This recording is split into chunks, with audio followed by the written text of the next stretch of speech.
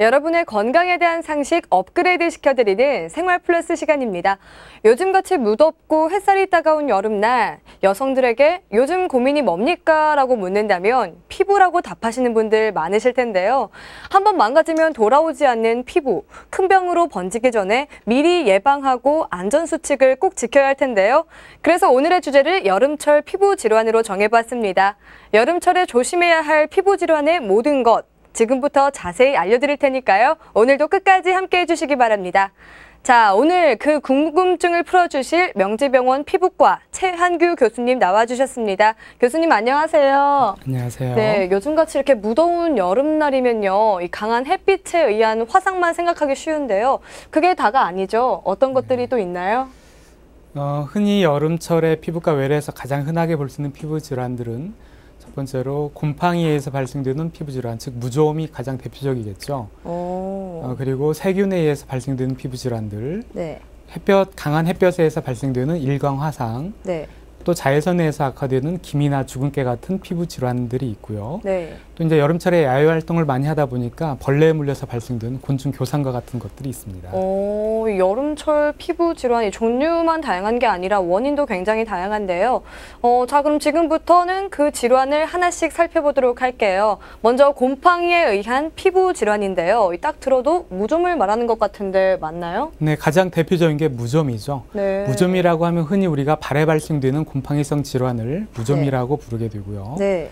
이런 무좀 같은 경우는 타입에 따라서 각질형 무좀, 수포형 무좀 또는 발가락 사이에 발생된 지간형 무좀 등이 있습니다. 네. 그리고 무좀이 우리가 발에만 발생된다고 생각하지만 발 이외에도 신체 어느 부위에나 발생될 수 있고요. 네. 사타구니에 발생되는 무좀을 완선이라고 부르고, 네. 몸에 발생되는 무좀을 백선, 체구백선이라고 부르고, 두피에 네. 발생되는 두부백선, 네. 얼굴에 발생되는 안면백선 또는 손에 발생되는 수부백선, 그리고 손발톱에 발생되는 손발톱 무좀이라고 흔히 부르는 조갑백선이 있습니다. 이 무좀이 발에만 생기는 게 아니었다니 정말 무서운데요. 무좀인지 몰랐는데 이 몸에 생긴 무좀이다라고 생각하면요. 그 증상들은 어떤가요? 살갗이 벗겨지는 건가요? 가장 대표적인 증상은 이제 각질이 많아지면서 허물이 일어나고요. 네. 심해지면 수포가 발생되고 빨개지면서 가렵게 되겠죠. 네, 그리고 발가락 사이에 갈라지게 되면은 2차적으로 염증이 생기면서 빨갛게 붓고 통증까지도 발생될 수 있습니다. 네, 저희가 사진이 또 준비가 되어 있는데요. 보면서 설명 부탁드릴게요.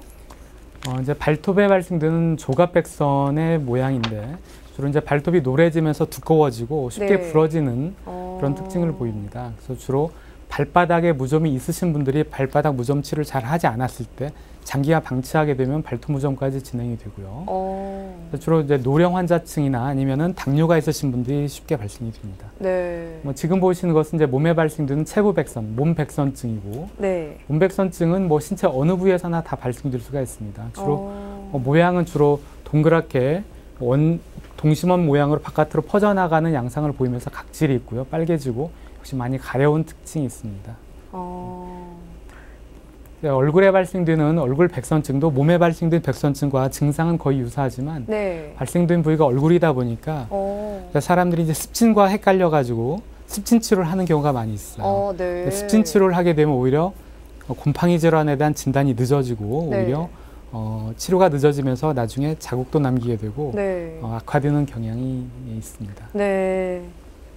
손에 발생되는 무좀은 발에 발생되는 무좀과 기본적으로 증상은 비슷하지만 손에 발생되는 무좀은 흔히 손에 발생된 습진이나 주부습진 같은 걸로 오인해서 진단이 늦어지고 그래서 치료가 늦어지는 특징이 있고요. 손에 발생된 무좀도 치료하지 않고 방치하게 되면 손톱까지 무좀이 옮겨가서 치료가 어려워지는 경우가 있죠. 네. 자, 이 피부는 소중하고 민감하고 또 이 복구가 어려운 만큼 빨리 치료를 해야 될 것 같은데요. 이 곰팡이 질환이 생기면 어떤 치료를 받게 되나요? 일단 정확하게 진단을 하는 것이 가장 중요하고요. 네. 곰팡이 질환에 대한 진단은 피부과 병원에 오시면은 우리가 KOH 도말 검사라 그래서 5분 정도면 결과까지 확인할 수가 있습니다. 그래서 진단을 간단한 검사를 통해서 확실하게 진단을 하실 수가 있고요.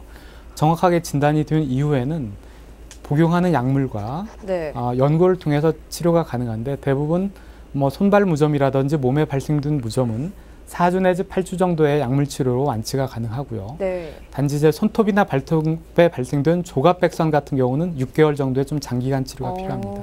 네, 알겠습니다. 저는 아직 무좀 같은 거를 알아본 적이 없어서요. 네. 사실 이 예방에 관심이 더 가요. 이 곰팡이에 의한 피부 질환을 막으려면 이 발에 생기는 무좀뿐 아니라요. 이 몸에 생기는 것까지 이렇게 예방을 하려면 어떻게 해야 되는지 좀 자세히 알려주시겠어요? 일단 곰팡이가 살기 좋은 환경을 피해야 되겠죠. 네. 일단 곰팡이가 서식하기 좋은 환경은 덥고 습한 환경이겠죠. 그래서 뭐 여름철에 흔하게 발생되는 이유도 네. 덥고 습하기 때문에 발생이 되고요. 특히 발과 같은 경우는 우리가 장시간 환기가 안 되는 신발을 신고 활동하시는 분들, 네. 운동을 많이 하시는 분들, 네. 선천적으로 땀이 많으신 분들은 항상 습한 환경에 노출되기 때문에 무좀이 네. 잘 생기시게 되고 네. 그런 분들은 땀이 난 다음에는 뭐 가급적 빨리 물로 깨끗이 닦아주고 비누로 네. 세척을 해주시는 게 예방에 도움이 되고요. 네. 몸에 발생되거나 얼굴에 발생되는 무좀은 대부분 발에 있는 곰팡이균이 몸으로 옮겨와서 발생되는 겁니다. 그렇기 때문에 발에 있는 무좀을 초기에 적절하게 치료하면 몸에 있는 발생되는 무좀은 대부분 예방이 가능하게 되겠습니다. 네, 알겠습니다. 요즘 또 이제 장마철이라서 비가 자주 내리는데요. 그래서 이제 장화를 신는 분들 많으신데 장화 관리를 특별히 좀 주의해 주시면 좋을 것 같네요. 네. 자, 다음 질문인데요. 세균에 의한 피부 질환이에요. 어떤 걸 말하는 건지 잘 모르겠는데 설명 좀 해주세요. 뭐 흔히 세균에 의해서 발생된 피부 질환이라고 하면 가장 흔한 것은 여름에 농가진, 특히 전염성 농가진이라고 하는 질환이 발생이 되고요. 네. 그 이외에도 봉화지겸은 주로 발에 발생되는데 무좀이 있으신 분들이 관리를 잘 하지 않았을 때 네. 2차적인 세균 감염이 되어서 발생될 수가 있고요. 네. 뭐 모낭염이라든지 종기 같은 것도 여름에 흔하게 발생될 수 있습니다. 제가 듣기로요, 이게 농가진이 어린이에게 주로 발생한다고 제가 들었는데요. 그렇다고 어른들은 안심할 수는 없을 것 같은데 어떤가요? 세균성 농가진 같은 경우는 주로 이제 어린이에서 대부분이 발생이 되고요. 어린이에선 한 어린이가 발생이 되면은 전염성이 있기 때문에 접촉에 의해서 전염이 됩니다. 그래서 같이 활동하는, 같이 생활하는 형제라든지 자매 또는 어린이집이나 학교에서 동시다발적으로 발생되는 경향도 있고요. 네. 어린이가 발생됐을 때 이제 어린이를 보호하는 이제 부모라든지 어른들도 직접 접촉을 하면은 간혹 발생이 되지만 대체로 어린이처럼 증상이 빨리 발생되거나 심하게 발생이 되는 경우는 흔치는 않습니다. 그럼 이 세균에 의한 피부 질환과 곰팡이에 의한 피부 질환, 그 차이를 좀 잘 모르겠어요. 곰팡이도 진균이라는 균의 일종인 거 아닌가요? 곰팡이도 흔히 우리가 진균이라고 부르는 균의 일종이고요. 네. 세균도 균이지만 세균은 정확히 말하면 이제 박테리아를 말하게 됩니다. 그래서 진균의 특징은, 곰팡이의 특징은 피부에 발생되지만 피부의 각질층에만 존재합니다. 각질층. 네, 그래서 넓게 확산이 되더라도 피부의 각질층에만 존재하기 때문에 뭐 어떤 건강상의 이상을 초래할 정도까지 질환이 진행되는 경우는 별로 없고요. 네. 세균에 의한 피부 질환, 즉 박테리아에 의해서 발생된 피부 질환은 네. 피부 각질층뿐 아니라 피부 심부층 더 진행이 되면은 뭐 전체적인 신체적인 이상까지도 초래할 수 있는 그런 질환이라고 볼 수가 있습니다. 이게 조금 더 심각하고요. 전염성 질환이라고 하니까요. 우선 전염되지 않도록 조심하고 만약 우리 아이가 농가진의 증상을 보인다고 하면 공공장소를 데려가는 것은 조금 신경 써야 할 것 같네요. 그런데요, 우리 아이가 농가진이라는 것을 어떻게 알 수 있을까요? 지금 이제 방송 보시는 어머님들도 단번에 우리 아이가 농가진이다라는 걸 알 수 있는 이런 특징이 있나요? 물론 이제 피부과 병원에 오시면은 전문의가 보고서 바로 진단이 가능하지만 네. 집에서 어머니께서 보실 때 네. 농가진 일단 가장 흔하게 발생된 부위가 코 주변이라든지 입 주변에 빨갛게 네. 변하다가 네. 그 이후에 수포가 발생이 됩니다. 그리고 수포가 터지면서 딱지가 발생되고요. 네. 그게 이제 전신으로 퍼지는 경향을 보이게 되고 네. 지금 사진에 보신 것처럼 빨갛게 변하면서 수포와 딱지가 발생된 게 보실 수가 있는데 네. 저런 임상 양상을 보시면은 일단은 세균성 질환을 의심하시고 가까운 피부과 의원에 방문을 하시는 게 좋습니다. 그렇다면 이제 치료를 해서 얼른 아이들이 일상으로 돌아갈 수 있도록 도와야겠죠. 어떻게 치료를 해야 되나요? 전염성 농가진은 기본적으로 세균성 피부 질환이기 때문에 네. 우리가 항생제 치료를 하게 됩니다. 그래서 피부에 발생되기 때문에 항생제 연고에 돕고 또는 먹는 항생제를 쓰게 되면은 대부분 일주일에서 열흘 정도 치료하시면 대부분 완치가 가능합니다. 네, 알겠습니다. 자, 다음은 여름하면 떠오르는 일광 화상이에요. 이제 곧 휴가철이라서 피서 떠나는 분들 많으실 텐데요. 더위를 피해 떠났는데 이 피부에 문제를 머금고 나타나시는 경우가 꽤 많거든요. 그러면 이 일광 화상으로부터 자유롭기 위해서 어떤 방법을 써야 될까요? 일단은 가장 좋은 것은 햇볕을 안 보는 거겠죠. 네. 가장 확실한 예방법이지만 우리가 생활하다 보면 햇볕을 안 볼 수가 없기 때문에 가급적이면 자외선이 가장 강한 11시부터 3시 정도까지는 가급적 외출을 삼가하시고요.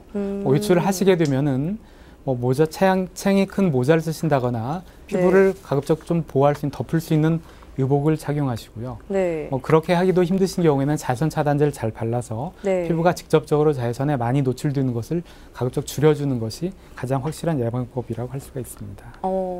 그런데요, 이 물놀이를 실컷 하다 보면요, 어느새 빨갛게 이 피부가 올라오는 걸 느껴요. 그럴 때 많은 분들이 다양한 민간요법을 쓰시거든요. 네. 이 오이팩을 한다던가 알로에를 바른다던가. 근데 이거 정말 효과가 있는 것인지 효과가 입증되지 않은 민간 요법들에는 또 어떤 것들이 있는지 궁금해요. 그러니까 햇볕에 노출돼서 빨개지면 일단 가급적 먼저 할 수 있는 것들이 집에서 많이 하는 것들이 오일팩을 붙이시거나 네. 알로에 겔 같은 걸 바르시는 경우가 많이 있죠. 네. 대부분의 경우는 크게 문제는 없고요. 어느 정도 도움이 될 수 있습니다. 기본적으로는 진정을 시켜주고요. 네. 이제 건조해지기 때문에 보습하는 데는 도움이 될 수 있습니다. 일단 햇볕에 많이 노출돼서 빨개졌을 때, 특히 따가울 때 그래도 가장 먼저 하시는 것 중에 도움이 될 수 있는 것이 일단 냉찜질을 하시는 게 도움이 되시고요. 네. 냉찜질 하시게 되면은 찬 수건이나 타월 같은 것을 냉장고에 넣어놨다가 화상 부위에 일광 화상 부위에 적신다거나 아니면은 올려놓고 네, 올려놓으시거나 아니면은 고무장갑 같은 데다 얼음을 넣은 상태로 수건을 한번 싼 다음에 네. 냉찜질 해주시면은 진정시키는데 상당히 도움이 될 수 있습니다. 네, 알겠습니다. 조금 전 말씀해 주신 일광 화상뿐만 아니라 피부를 보호하기 위해서 사계절 상관없이 꼭 발라야 하는 것이 있는데요. 바로 선크림이라고 불리는 자외선 차단제거든요. 그런데 사실 여성분들은 아마 어떤 게 내 피부에 맞고 어떤 기준으로 골라야 할지 좀 잘 알고 계시지만 남성분들 잘 모르시는 경우가 많거든요. 자외선 차단제를 선택하는 기준, 이런 거 좀 자세히 알려주세요. 네, 자외선 차단제를 우리가 구입할 때 그 표장지 라벨에 보면은 표시가 되어 있습니다. 네. 크게 두 가지가 표시되어 있고요. 첫 번째는 SPF라는 지수가 있습니다. 네. SPF 지수는 주로 자외선 B에 대한 차단 지수를 말하는 거고요. 네. 주로 35 이상이 되는 제품을 선택하시면 대체로 문제는 없습니다. 네. 간혹 가다가는 50 이상, 70, 100 표시되어 있는 제품도 있지만 네. 지수가 무조건 높다고 좋은 건 아니고요. 네. 35 이상 되면은 대부분 자외선을 차단하는 효과는 충분히 있다고 보시면 되고요. 또 자외선 A에 대한 차단 지수로 PA라는 지수가 있습니다. 네. PA는 주로 1+, 2+, 3+ 이렇게 표시가 됩니다. 네. 대부분 3+ 제품을 선택하시면은 자외선 A에 대한 차단 효과는 충분히 있다고 보시면 되고요. 우리가 야외에서 물놀이를 또 하는 경우가 많이 있는데 네. 제품에 따라서 그 워터프루프 또는 발수성이라는 표시가 되는 제품을 사용하시게 되면 물놀이 하실 때 자외선 차단제가 물에서 씻겨 나가는 게 좀 덜하기 때문에 도움이 될 수 있습니다. 이게 완전히 씻겨 나가지 않는 건 또 아닌가 봐요. 100% 씻겨 나가지 않는 제품은 없지만 그래도 네. 일반적인 제품보다는 물에 의해서 씻겨 나가는 정도가 적기 때문에 물놀이 하실 때는 그런 제품을 선택하시는 것이 아무래도 도움이 될 수 있습니다. 네. 또 여성분들은요, 이 화장을 하잖아요. 네. 그래서 이 자외선 차단제를 안 바르고 그냥 화장품으로만 보호를 하려는 분들이 좀 계세요. 이 화장품에도 자외선 차단 기능이 조금 있기 때문에. 근데 어떤가요? 그것만으로도 좀 충분할까요? 화장품에서도 자외선 차단 성분이 어느 정도 포함된 제품들이 요즘 많이 나오고 있습니다. 네. 파운데이션이라든지 흔히 우리가 말하는 비비크림 같은 데는 어느 정도 자외선 차단 효과가 있는 제품이 많이 있고요. 네. 하지만 그런 제품들에 포함된 자외선 차단 효과는 SPF로 표시할 때 대부분 15 이내입니다. 그렇기 때문에 잠깐 외출하실 때는 어느 정도 도움이 될 수 있지만 장시간 야외 활동하실 때는 그래도 자외선 차단 제품을 바르시는 것이 바람직하다고 볼 수가 있습니다. 네, 알겠습니다. 자외선 때문에 생기는 건 화상뿐만이 아니죠. 많은 분들의 고민인 이 기미와 주근깨도 함께 심해지는데요. 외출하기 전 자외선 차단제를 발라야 한다는 건 당연히 알고 있는 사실이고요. 그 외 어떤 것들을 해야지 이 태양으로부터 우리의 피부를 보호할 수 있을까요? 일단 여름에 자외선을 많이 쬐고 나면 필연적으로 발생되는 것들이 여성분들이 고민하는 것들이 기미, 네. 주근깨 악화 네. 등이 있습니다. 네. 예방법은 가장 확실한 것은 햇볕을 안 보시는 거지만 여름철에 네. 그럴 수는 없기 때문에 일단 자외선을 가급적이면 피하고요. 자외선을 받게 되면은 가급적 빨리 보습과 진정을 시켜주는 게 좋습니다. 네. 그리고 요즘에는 그런 햇볕에 의한 손상으로부터 피부를 보호할 수 있는 그런 기능성 제품들이 많이 나와 있습니다. 그래서 대부분 비타민 A라든지 비타민 C가 포함되어 있는 화장품 또는 그런 연고들이 나와 있기 때문에 그런 네. 연고들을 적절하게 사용하면은 자외선 차단 효과로부터 어느 정도는 예방할 수가 있습니다. 네, 알겠습니다. 자, 이제 마지막 곤충 교상에 관한 건데요. 요즘처럼 야외 활동 많을 때 벌레에 물려서 고통을 호소하시는 분들이 많거든요. 이 곤충과 관련된 피부 질환으로 병원을 찾으시는 분들 꽤 많은가요? 의외로 여름철에는 곤충에 의해서 발생된 피부 질환이 꽤 많이 있고요. 그런 문제 때문에 병원에 오시는 경우도 종종 많이 있습니다. 이 되게 곤충에 물리면요 괜찮아지겠거니 하고 이렇게 대수롭지 않게 넘기는 경우가 많은데요. 이 정도의 증상을 보이면 병원을 찾아가는 게 좋다라는 그런 기준이 있을까요? 우리가 흔하게 모기에 몇 군데 물렸을 때 대부분 굳이 병원에까지 오실 필요는 사실은 없습니다. 네. 하지만 굉장히 광범위하게 물렸다거나 네. 아니면은 아토피가 있는 어린아이들이 모기에 물리면 심하게 붓고 네. 심하면 진물까지가 날 수가 있습니다. 네. 그걸 방치하게 되면 2차적인 세균 감염까지 올 수 있기 때문에 그런 경우는 피부과에 오시는 게 좋고요. 네. 간혹 가다가는 벌레 물린 다음에 알레르기 반응으로 쇼크가 오는 경우도 있겠죠. 물론 그런 경우 전신적인 증상이 발생이 되면 피부과에 오시는 게 좋습니다. 또요, 이 벌이 굉장히 또 무섭잖아요. 이렇게 벌에 쏘여서 목숨까지 위협받는 그런 거 뉴스에서 간혹 보이는데 네. 어떤가요?